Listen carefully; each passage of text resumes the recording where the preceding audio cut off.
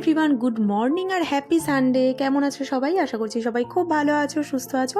আমরাও দিব্যি আছি। তো এখন বাজে সকাল 8টা, আর এখন থেকে তোমাদেরকে সঙ্গে নিয়ে আজকের ব্লগটা স্টার্ট করছি। তো এখানে দেখো ছেলে আর বাবার বিছানাটা গুছিয়ে ফেলছে, আর আমি ওইদিকে পরে আমার বিছানাটা গোছাবো।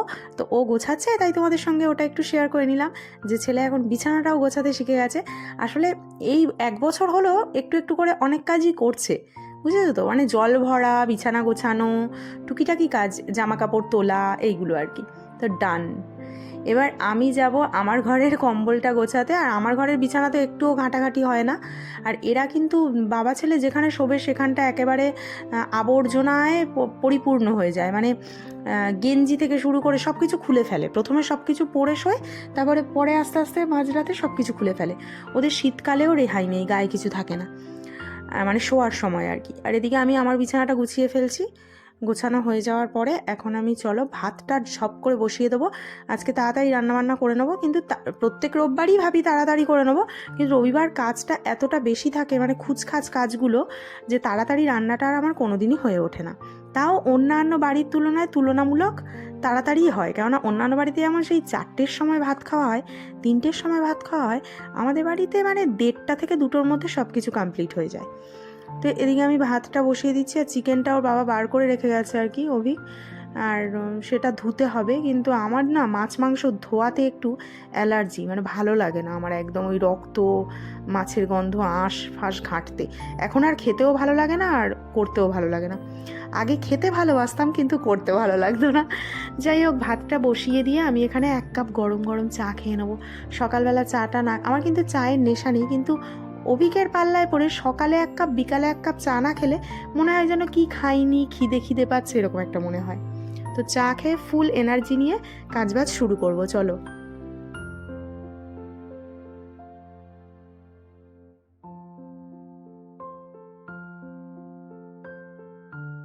আর আমি যে 2টো বিস্কিট খাই, সে 2টো ফুরিয়ে গেছে, এ মাসে আনা হয়নি। মানে আমিই বারণ করেছিলাম, এখন মনে হচ্ছে আফসোস করছি, বারণ করে ভুলভাল করেছি। তাই জন্য এখন এই নোনতা খেতে হচ্ছে আমাকে। আর এদিকে দেখো, লাউ শাকটা বলেছিলাম সেই কালকে রাত্রে কেটে রেখেছিলাম, আর চচ্চড়ি বানাবো, তো ওটাই করছি। চিংড়ি মাছ, বড়ি, আলু, বেগুন, মূলো দিয়ে যা ছিল আর কি ঘরে সবজি, সেগুলো দিয়ে একটা চচ্চড়ি মতো করে নিচ্ছি আর কি।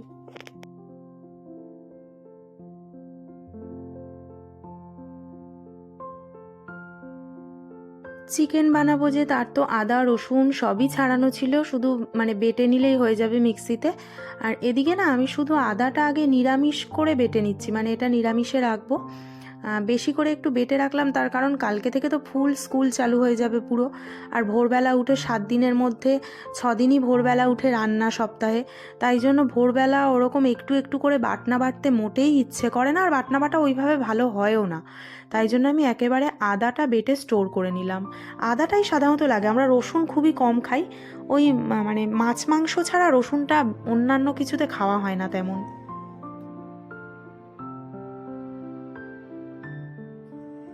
আমি তো কাজতে কাজতে শেষ হয়ে যাচ্ছি, কাঁচার আর আমার শেষ। বেলা 12টার সময় অঙ্ক করতে বসেছে, স্নান টান না করে। রবিবার দিন তো একদম পড়তে বসতে ইচ্ছে করে না ওর, তাই না রে? তাকিয়ে বল একটু। সন্ধ্যেবেলা মনে পড়বে এটা সব করার পর এখানে একজন জামা কাপড় কাচছে। আমার ব্যথা হয়েছে। আমার ছেলে, বুঝেছো, জামা কাপড় কাচার সময় আমার ছেলে, তোমার ছেলের এইগুলো কাচতে কাচতে আমার হাত ব্যথা হয়ে যায়। আর এদিকে জুতোগুলো সব কেচে দিল বাবা ছেলে দুজনের। ও কাচাকুচি করছে, আর আমি ওদিকে রান্না করছি।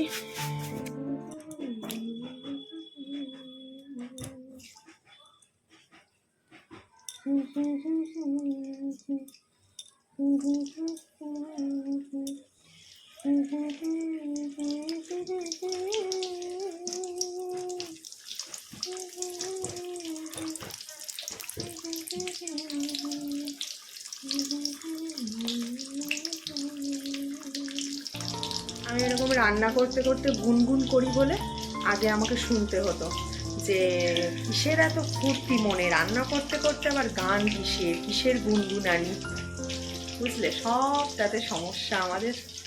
বউদের, মেয়েদের। মাংসের আলুটা ভেজে নিয়ে মাংসটা বসিয়ে দেবো। মাংসটা হয়ে গেলেই রান্না শেষ।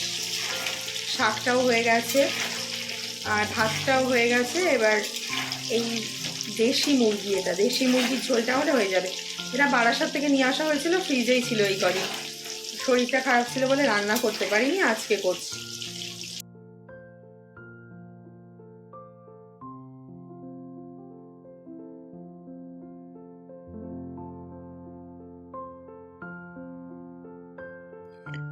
গল্প করতে করতে আমার আলুটাও দেখো হালকা করে ভাজা হয়ে গেল। আর এই চিকেনটা না কষিয়ে নিয়ে প্রেসারে দিতে হবে, নয়তো সেদ্ধ হতে চায় না। দেশি মুরগিটা সেদ্ধ হতে অনেকটা দেরি হয়। আর ওদিকে ততক্ষণে দিদিভাইদেরও খাওয়া হয়ে যাবে। এখন প্রায় কটা বাজে, 1:45 মতো বাজে। 1:30টার মধ্যে কমপ্লিট করতে হবে রান্নাটা আমাকে।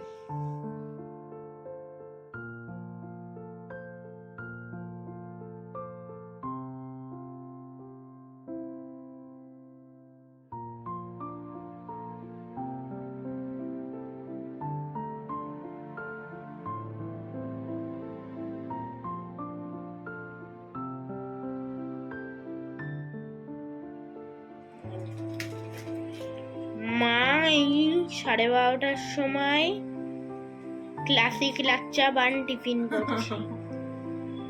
শিশুদের মতো কাজ করছে মা।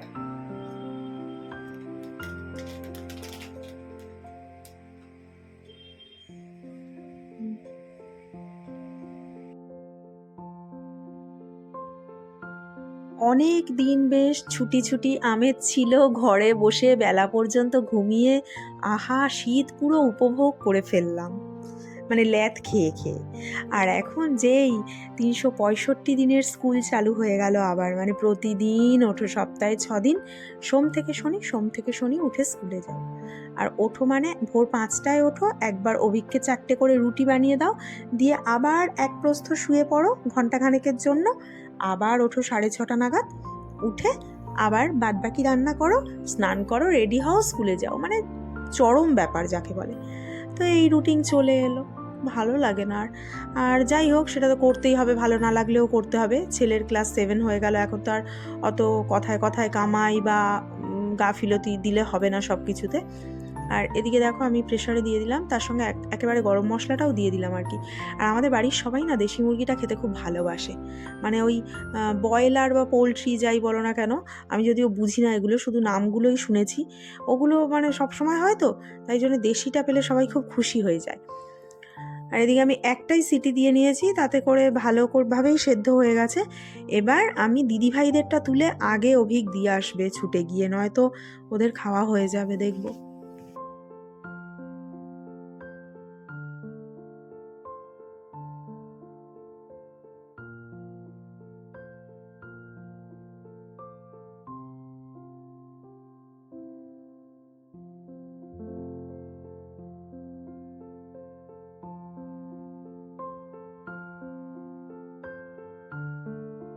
এই দেশি মুরগিতে দেখবে মাংস কম, হাড় বেশি পাওয়া যায়, মানে হাড়ের গায়ে মাংসগুলো লেগে লেগে থাকে। সেইভাবে মাংসটা খুব একটা পাওয়া যায় না, কিন্তু খেতে খুব ভালো লাগে বলে, টেস্টি হয় বলে, অন্যরকম একটু লাগে বলে সবাই খুব পছন্দ করে।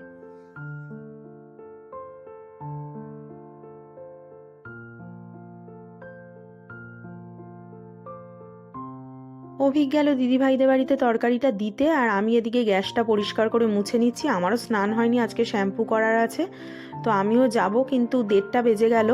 ওদেরকে খেতে দিয়ে তারপর যাব, অভিককে আর ছেলেকে খেতে দিয়ে দেবো, দিয়ে তারপর যাব, কারণ আমার জন্য বসে থাকলে 2টো বেজে যাবে আজকে ওদের।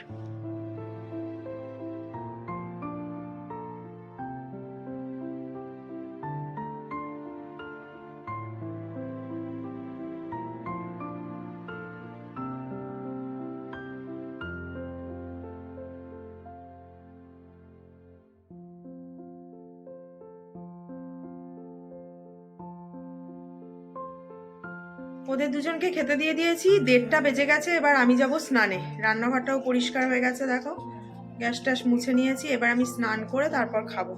পুজো হয়ে গেছে, অভিক দিয়ে দিয়েছে আজকে পুজো। আমি খেতে বসবো, স্নান টান করে চলে এসেছি। এখানে কপি পাতা বাটাটা দিদিভাই বানিয়েছে দিয়েছে, আর আমার ওই যে শাক চচ্চড়ি, আর এখানে চিকেন, আর এখানে চাটনিটাও দিদিভাই দিয়েছে। চলো খাওয়া দাওয়া করে নিই।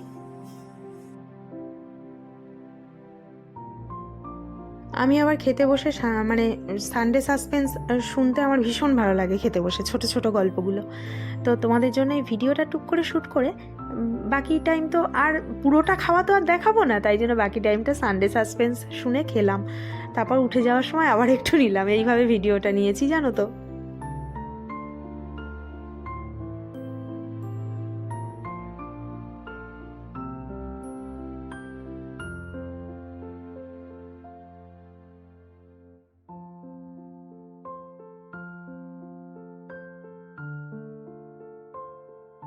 যাই হোক, আরও একটা কথা তোমাদেরকে বলা হয়নি, আমাদের কাজের মেয়ে কিন্তু আবার বিদায় নিয়েছে।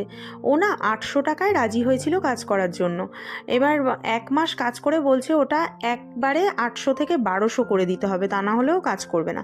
আর আমাদের পক্ষে একটু চাপ, অসম্ভব লাগছে যে একবারে 400 টাকা আমাদের দ্বারা বাড়ানো সম্ভব না। আর কাজকর্ম তো ভীষণই নোংরা, বাসনটা পরিষ্কার মাজলেও ঘর মোছাটা একেবারেই নোংরা। ও খাটের তলায় ঢুকে ও কোনোদিনও মুছবে না। আমি বললাম যে আচ্ছা তুমি সপ্তাহে একদিন অন্তত রোববার করে খাটের নিচটা মুছে দিও। বলছে না আমি পারবো না খাটের নিচ মুছতে, আমার সিজারে বেবি, আমার পেটে লাগে, আমার কোমরে লাগে। তো এইসব এক্সকিউজ দিয়ে আর কি ও কাজটা করলো না। যাই হোক, ওর পোষায়নি, করেনি। আর এখন দেখো নিজেদেরকেই সব কিছু করতে হবে আর হচ্ছে। আর এই যে এখন বই মলাট করতে বসবো, যেহেতু পুরো স্কুল চালু হয়ে গেছে, এবার মলাটের জন্য স্যারেরা বলছে বারবার যে মলাট হয়নি কেন এখনও, সবে 2-3 দিন হলো স্কুল খুলেছে, কিন্তু তার মধ্যেই চাপ দিচ্ছে। আমি বলি না আজকে যখন রোববার বাড়িতে ছুটি ছাটায় বসেই আছি, সেই তখন করে ফেলি মলাটটা। তো এখানে বলে আর ছেলের সমস্ত বই নিয়ে বসে পড়েছি। সমস্ত বই বলতে যেগুলো স্কুল থেকে দিয়েছিল সেগুলোই এখন আপাতত করলাম, আর যেগুলো কেনা হয়েছে আলাদা করে সেগুলো কিন্তু এখনও করা হয়নি, সেগুলো পুরো ধরে পড়া আছে, সেগুলো আবার আরেকদিন নিয়ে বসতে হবে। আর আমার ছেলে এখনও পর্যন্ত দেখো না মলাট করাই শিখছে না। আমরা কিন্তু ক্লাস 7-8 যখন পড়ি আমরা মলাট করতে শিখে গেছি, একা একা নিজের স্কুল ড্রেস কাচতাম। কেন যে আমার ছেলেরা কিছু শিখছে না, আসলে সব কিছু মুখের সামনে রেডি পেয়ে যায় তো ওই জন্য শিখতে পারছে না, জানো তো, আমাদেরই দোষ এটা।